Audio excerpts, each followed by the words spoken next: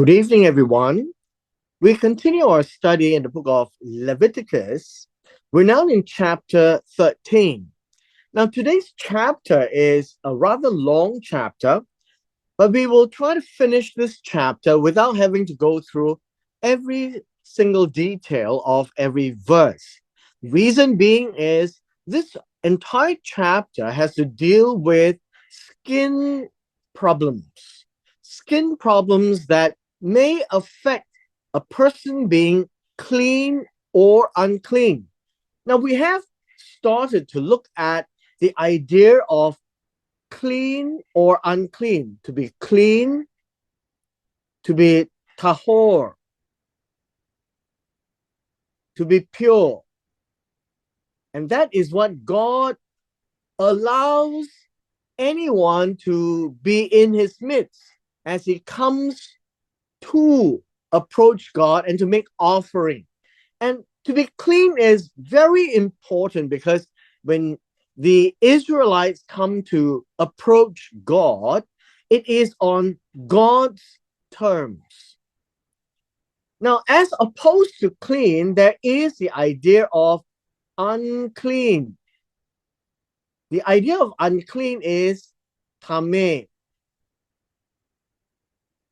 And this idea disallows anyone to make offerings.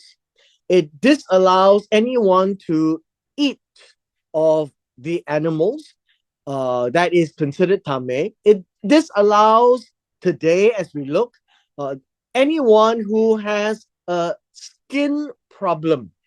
Now, we're not trying to become skin experts, but we need to understand, at least from this chapter, why is this considered clean and unclean?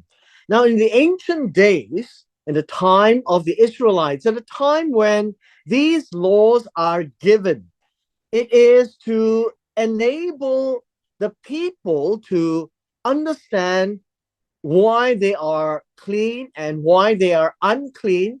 And if they are unclean or tameh, they are to be carefully dealt with so that those who are clean are not contaminated. That's number one. But today we're going to see that these people who are unclean needs to make sure that they are not in a situation to contaminate others. They themselves may be contaminated, but not for others.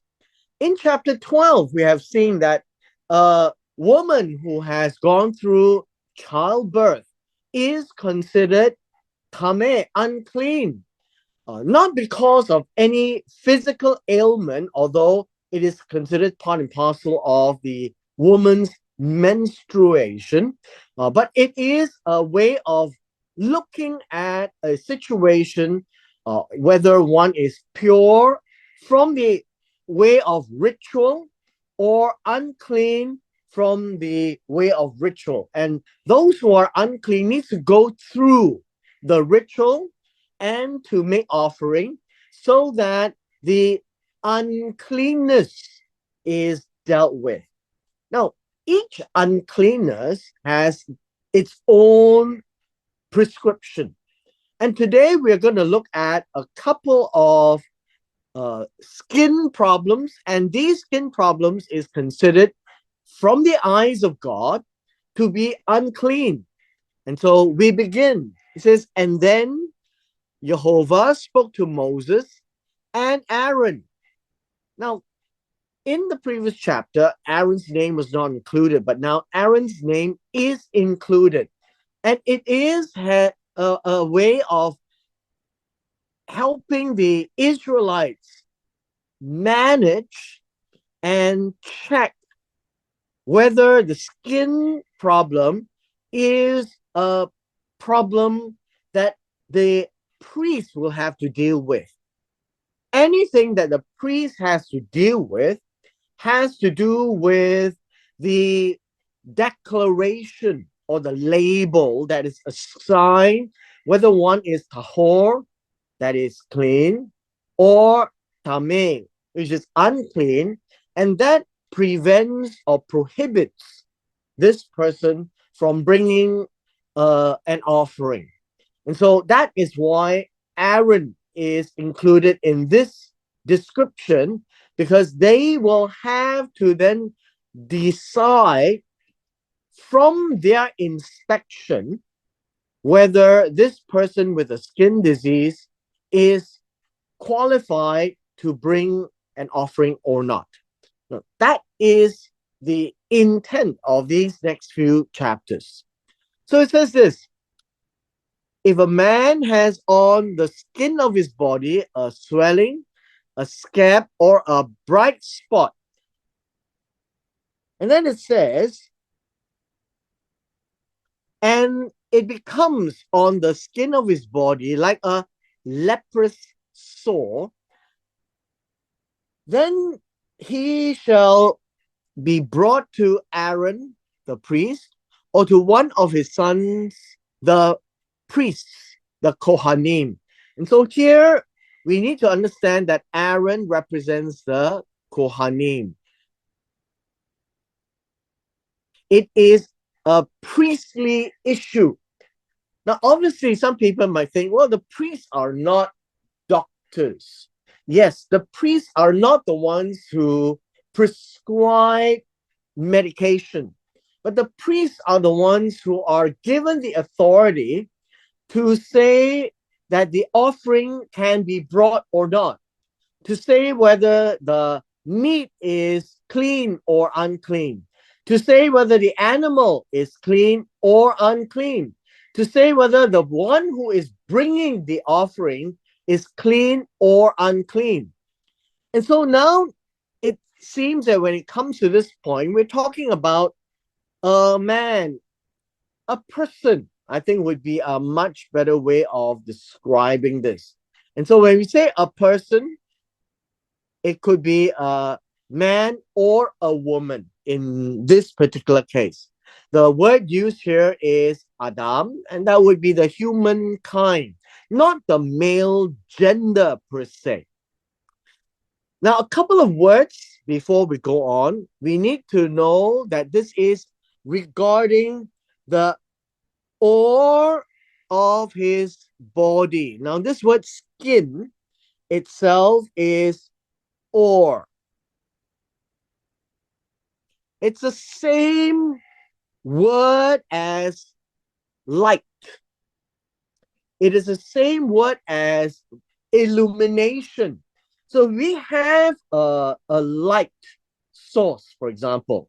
Say this is a light source. The illumination is whatever comes out of the light source. And so just to understand, this would be the brightness, the illumination. And it is or. The Hebrew word is or. So this is the light. This is the source of light.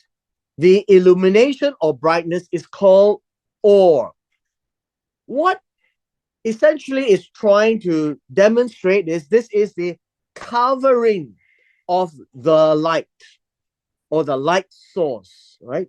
The covering of the light source. The skin of the flesh, and I won't use this as body, I would say that this is the skin of his flesh, not body. The skin is also called or. It is the covering of the flesh. The next word here is swelling. The swelling is called a seet. Seet.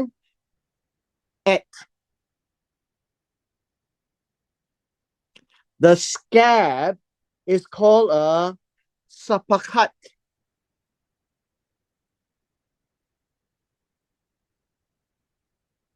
I'll explain why in a moment, why we need to differentiate these things. The next one is bacheret.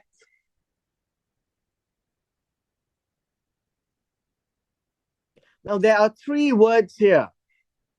A swelling is like a bump on the flesh. That would be something to do with an elevation, a swelling, uh, very much like if you think that it's a pimple or it's a bite, you can't tell sometimes. So this is it would be a swelling, a bump. The sapahat, on the other hand, is a scab. It's a lesion. Or you can think of it as an eruption. That would be a good way of looking at it, an eruption that you can already see possible pus. So they are three different words for three different situations of skin problems. The last one here is bacharet. You can call it a bacharet here. And this would be a patch on the skin, a white patch, a patch of a different color. Understand this, the Israelites being in the wilderness, and they are not fair-skinned people. They are Semitic people, and they are generally brown skin. And so when you have a baharet, immediately you find that that is a patch of white. And so the Bible keeps telling us it's a white patch, and it will be very distinct on a brown skin. And it can be clearly distinguished apart from, say, a sunspot. You know, when you have too much sun, uh, you get a patch on your skin that is slightly darker. But in this case, the bright spot, the bacharet, is a patch that is very much brighter or whiter. And that would be the meaning here. And it becomes on the body of the skin to look like a leprous sore. Now, this is a word that we need to be very careful. This is called nega zara. Nega zara.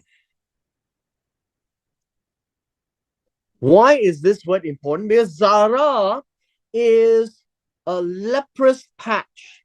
Nega is like a bruise, a strike, a way of understanding that it is a mark that is left as if somebody struck you, and the mark left is whitish in color, and that is called a leprous sore. These are the words that we need to be aware of, because leprosy is a very acute situation, and it is considered unclean, tameh, and they would be seen as an outcast, and nobody would come near nor touch. And so that in itself will describe to you that in the olden days, if anyone is declared as unclean, like a woman who has given birth, or in this case, a leprous sore, people will stay away until the person is declared clean. The priest, the Kohanim, says here, the Kohanim will examine. Now, this word examine is inspect, to look carefully. This word examine is not a normal word, but is used in a very careful way. This word here really means to look, to see, but it is not about just casual looking. It is about very carefully observing, examining, inspecting. This sore on the skin of the body, and verse 3 is very clear. The sore means the nega. This is the nega, which is as if somebody bruised you by striking you. And then it is discussed in this way. If the hair on the sore has turned white, if the hair on the nega has turned white. Now, the word white here is Laban. We need to know Laban, the father-in-law of Jacob, means white. The hair here, by tradition, they have to check at least 2 hairs, not one. At least 2 hairs. At the minimum, if you have 2 hairs in the patch that has turned white, then this is a serious situation. So it says here, if at least 2 hairs on the nega has turned white, the nega appears to be deeper. Now, this word deeper means it's more than skin deep. It's about the depth than the ore of the flesh. This is flesh. Then it is declared as a leprous sore. It is declared as tameh. It is declared as a nega zara, a leprous sore. So what I want us to be clear is this. The person who encounters Sa'et, Sapakat, Bacharet, they are not the ones to determine clean or unclean. They may be right or they may be wrong. The final arbiter, the final inspection is done by the Kohanim, Aaron and sons. And they are to look not casually, but very carefully. That is what this word means. And they are to look and determine in a very practical and physical way. So you notice in the past, there is no lab test. It is all by visual examination. And so you don't need to have a PhD or a medical science background to determine. The priests here are not to be medical experts, but they are here with the law of leprosy to examine at least if 2 hairs have turned white and the strike or the sore is not skin deep but is going below the skin. Then they will have to declare the person leprous. Next, if it is declared as leprous, then the priest, the Kohen, shall examine. Now remember, examine means to inspect him and declare him unclean. This is a declaration. Now, in the past, in those communities, a declaration of uncleanness means that you will be an untouchable. You will be someone who nobody wants to come near. You will be someone that if you had something that you touch, the others will not want to touch it. So pronouncing unclean is a very serious thing. So the Kohanim cannot be casual. They cannot just simply declare because it will hurt the status of an individual. And so if a person is declared unclean in this circumstance, they have to examine. That is why this word is used. Examine, inspect carefully, look very carefully, find evidence. And if the evidence is clear, then the priest is obligated to declare him unclean, declare him tameh. Now, there are situations, but these words that we are now reading in Leviticus chapter 13 is not intended for the commoner to deal with it, but it is to allow the Kohen to be very clear. Now, again, I have said that whatever is documented in a written form as we are reading is the highlights, the major themes. There will be details that the priest will be handed down by Moses that is not written down, which is commonly called the oral tradition. Now, I oftentimes I highlight this so that we are aware. Our job is not to read this and become priests.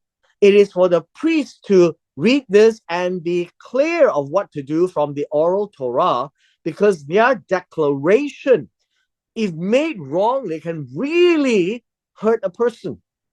And so this is for the Kohen. It is not for anyone in the tribes. But it is written down also to make sure the people know if they encounter something on the skin of his flesh, a sa'et, a sapachat, a bachret, then come and see Aaron and sons. If that bright spot that you see slowly becomes whitish, slowly becomes a patch and it starts to spread, then you have to check with the Kohanim. That is as far as the individuals are supposed to do. Then the rest are read so that they know that when the priest pronounce him unclean, what else is going to happen? When is the priest going to pronounce him clean again? Because it's very important to move from tameh to tahor.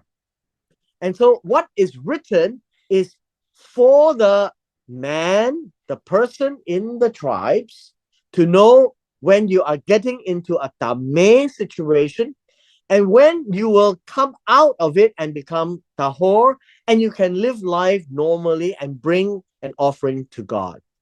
That is the entire chapter that we are looking at. Very quickly, let us read through the rest of the chapter. Say, if the bright spot is white on the skin, but does not appear to be deeper than the skin. Now, it is important, all these words does not appear. This is all visual. As I mentioned also many times, the Hebrew language is about something very concrete. It is not something that you imagine, but it's something very visual. When you inspect it, it doesn't appear to the eye to be deeper than the skin. And you can actually see if something is skin deep or goes below the skin.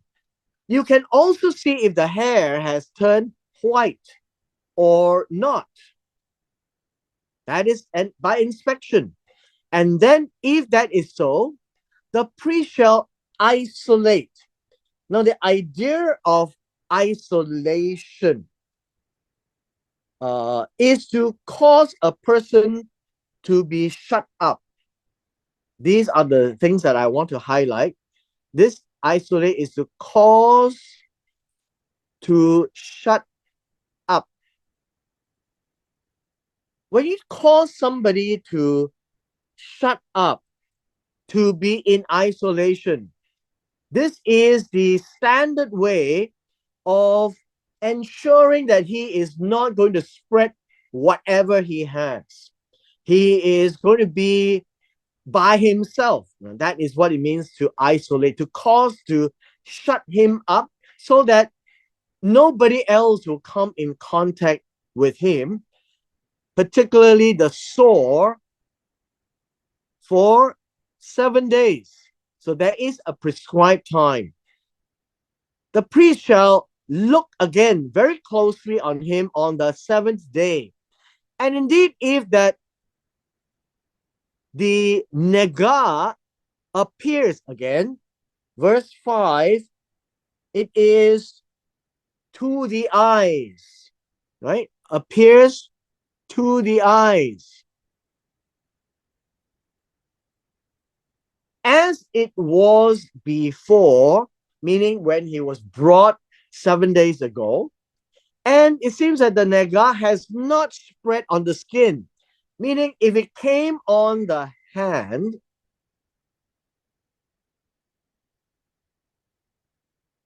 and the patch is still the same, no change. It is one patch and it did not spread. Now that's basically what's trying to say. It has not spread.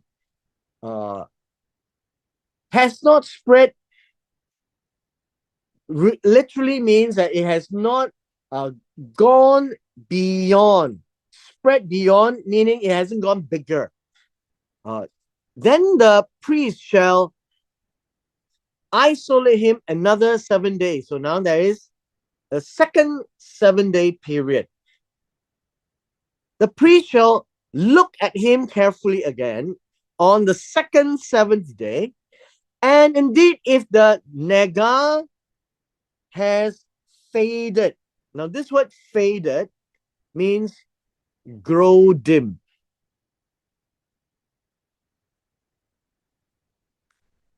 That is basically the word here.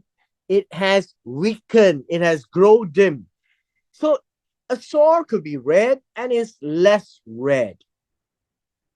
Then we are told the sore has not spread as well. Now, this is important because it's about spreading, and this person is by himself. There's no other intervention. The sore did not spread on the skin. And then the priest shall pronounce him clean. Then he is taher or tahor, right? This is taher. It is written here so that a person who is tameh can be tahor. He can be declared as taher. Taher is the declaration. Tahor is the noun, right? And then it is by conclusion, a scab is just a little bump. It is just a little boil. No big deal. He shall wash his clothes, and after that, he will be taher. Now, this is important. Every time you see the word wash, like we did in chapter 12 about the woman, wash is immerse. It is not to sprinkle or drop water on it. It is to immerse, to clean. And that is the traditional way of doing things, of all his clothes. And then he will be considered clean. He will be pure again. And this is the state that everybody wants to be in, from unclean to become clean. Now, very quickly, but if the scab should at all spread over the skin, if it just grows bigger and bigger after he has been seen. Now, notice it's always about visual, that is inspected, right? After he has been inspected by the priest for his cleansing, meaning the priest has given him 14 days and it looks okay. Well, if he goes back and sees that it's starting to spread, then the idea here is he has to go back and see the priest again. He has to be inspected. Why? Because sometimes the lesion takes time to grow. Different people will have a different pace. So even after 14 days and everything seems okay, and then when he goes back to wash himself and be declared clean, and then he discovered that it is starting to spread, then the priest is always the one that will inspect and make the declaration. Verse 8, and the priest inspects that scab has indeed spread on the skin, then the priest shall pronounce him unclean. He will be tameh. It is leprosy. So after 14 days, and it was thought to be okay, he was initially declared clean. Now he is declared unclean. And this case, it will be a permanent label because it is leprosy. It is zara. And this is the word that is most fearful and frightful in the community. Verse 9. When the leprous sore is on a person, then he shall be brought to the priest. And the priest shall examine him, and indeed, if the swelling on the skin is white. Now, what does this mean? This is another case. This is a zara spot just now. If the white patch is brought to the priest, the Kohanim, and Kohanim examines him, and the swelling is indeed white, and then it is found that the hair has turned white. Now, in this case, remember I said at least 2 hairs. Just now, the hair did not turn white. And then eventually, after 14 days, it did, right?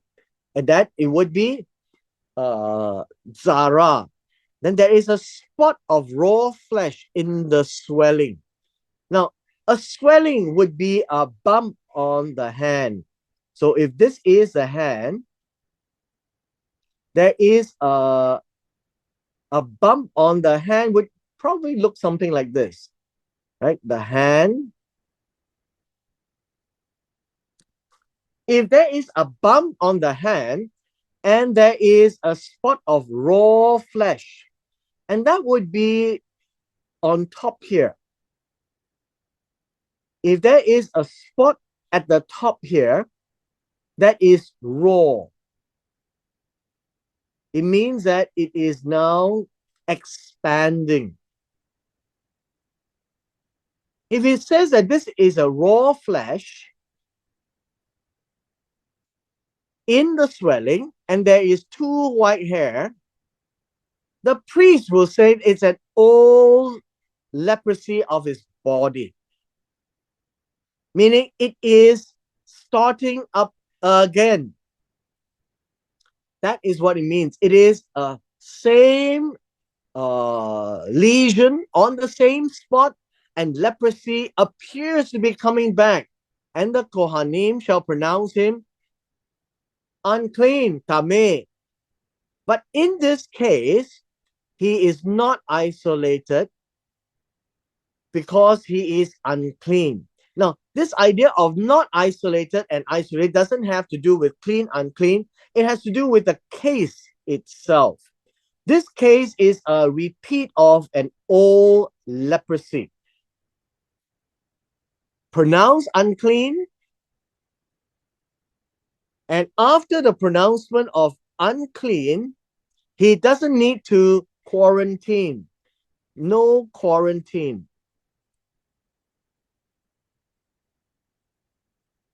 Because it's considered an old case, you just have to deal with it, but he's unclean. But that also means that nobody is to touch him.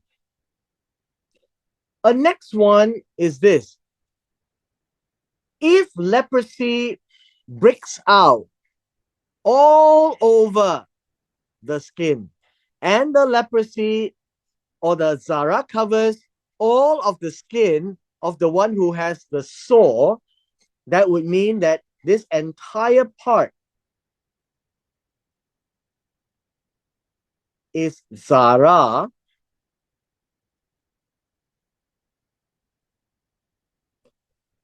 From his head to his foot, wherever the priest is looking, his skin is turning white. Then the priest shall consider, indeed, if the leprosy has covered all his body, he shall pronounce him clean who has the sore. Now, this is something which is not for us. If the leprosy is all over the skin, meaning if the whitish part, the white part is all over the skin from head to toe, that's what we mean, head to toe, then the priest shall consider, the priest shall look at, and then he has to pronounce him clean. Why does he pronounce him clean? Because it is the tail end of the leprosy. It has all turned white. He is clean. Now, this is something which is not familiar to most of us. So clean here is because the leprosy is over. There's nothing else active, and he is completely white. And so when you see a person with leprosy, he has patches here and there. But if everything around him that he had, the sore is no longer a sore, but it's just white skin, then he is considered tahor. So the pronouncement will be that he is clean. So when raw flesh appears on him, raw flesh, verse 14, that is live flesh. Raw flesh here means live.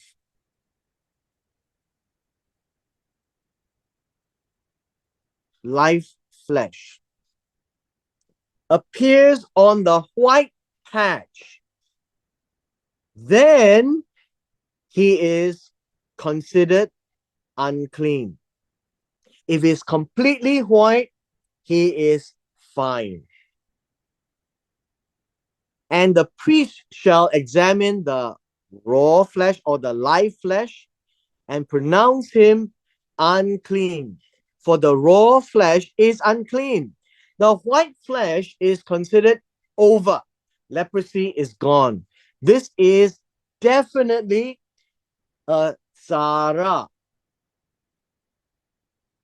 and it is contagious. Verse 16. If the live flesh, this is the live flesh, changes and turns white again, that tells us, remember, the skin, the flesh here in verse 16, as you can tell, they are brown in color. Because the Semitic people are brownish. And so if the brownish flesh turns white, then he shall come to the Kohen. The Kohen shall look closely and examine him. If indeed the nega has turned Laban white, then the Kohen shall pronounce him clean. Then he will be tahor. He is tahor.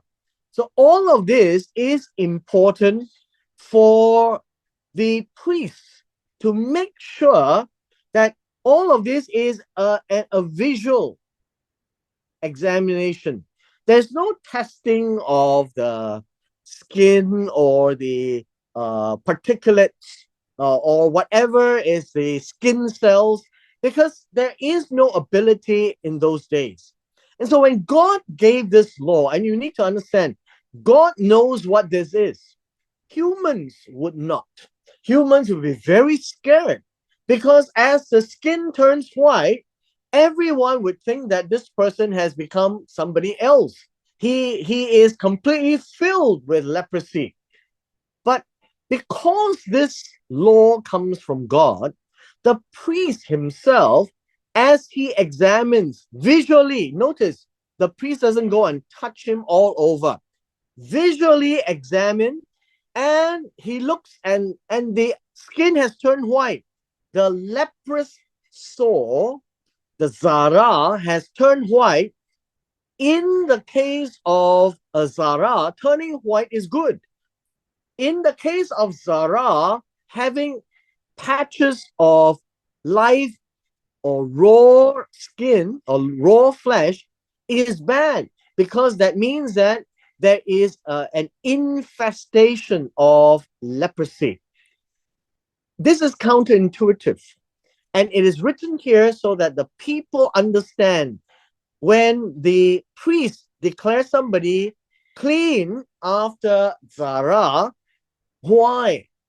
And so it's not for themselves to declare themselves, it's for the priest, so that everyone will know that a whitish person from head to toe is okay. The priest has so declared that leprosy is no longer existing. He is clean. People can approach him, touch him, and he can bring an offering to the temple or the tabernacle. Now, the reason why these chapters are given is, number one, is about approaching God. That is the foundational purpose. And a person approaching God must be clean. He must be tahor or tahir. But if he is not, and he is pronounced unclean, tameh, then he needs to go through either a ritual, an isolation or quarantine, to be medicated, and to be inspected. Because for a person to go back and become tahor or tahir again, is all because of the priest, and God himself has delegated this authority to the priest. It is not for the people to say, I'm clean. It is for the priest to say so, and the priest represents God. And we have seen that if the priest simply do things and disrespect God, look at what happened to Aaron's sons. They were struck down by God with a fire. And so fear God by the priest is a standard item, because they in their minds already know that the first two sons of Aaron has been very casual with doing things in the tabernacle, in the sanctuary. So God's house, God's rules. And the priest then has to protect the place of God. And to protect the place of God, who can come and who cannot come is also decided by the priests. And those who are considered unclean cannot approach the house of God. And that is the source of the purpose that the priest should get involved in this. It is not for the priest to be medical experts. It is for the priest to declare a person clean or unclean, not whether a person is sick or well. For a person to be sick or well, the person needs to see a doctor. But in this case, a person is declared clean or unclean, tameh or tahor, because of the very reason God's house, God's rules. If a person is unclean, he cannot approach. And by the way, in chapter 13, he is unclean.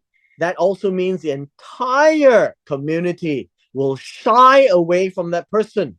And in this case, he will have to be shut up. He will have to be isolated. He will have to be quarantined all by himself. And with this, we come to the end of our session today, and we will carry on tomorrow for the rest of the chapter.